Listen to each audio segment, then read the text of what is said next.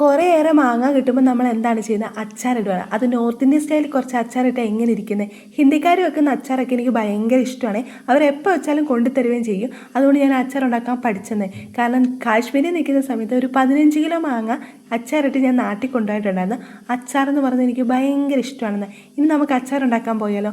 അച്ചാറിന് വേണ്ട മസാലകളാണ് കടുക്, മല്ലി, മേത്തി, ജീരകം, പെരിഞ്ജീരകം, കുരുമുളക്, വറ്റൽമുളക് എല്ലാം എടുക്കും. എല്ലാം എടുത്തിട്ട് വറുത്തിട്ട് അത് പൊടിച്ചെടുക്കും. ഒരുപാട് അങ്ങ് പൊടിക്കാൻ നിൽക്കത്തില്ല, കുറച്ച് കടിക്കാനും വെച്ചേക്കുവന്നേ. അതിന് വേണ്ടിയിട്ട് മഞ്ഞപ്പൊടി, മുളക് പൊടി, ഉപ്പ് എല്ലാം എടുക്കുക.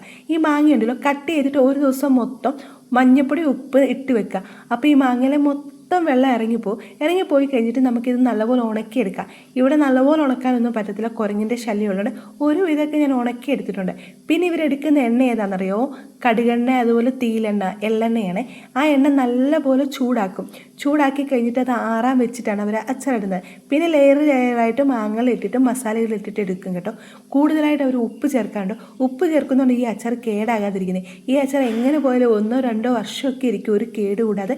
നമ്മുടെ നാട്ടിൽ മല്ലി ഇടത്തില്ല, മല്ലി ഇട്ട് അച്ചാർ കേടാകുന്നത്. പക്ഷേ ഹിന്ദിക്കാരിടും. ഇനി ഇവരൊരു പാത്രത്തിൽ വെച്ചിട്ട് ഇവരിങ്ങനെ വെയിൽ കൊള്ളിച്ചുകൊണ്ടിരിക്കും കേട്ടോ. അടിപൊളി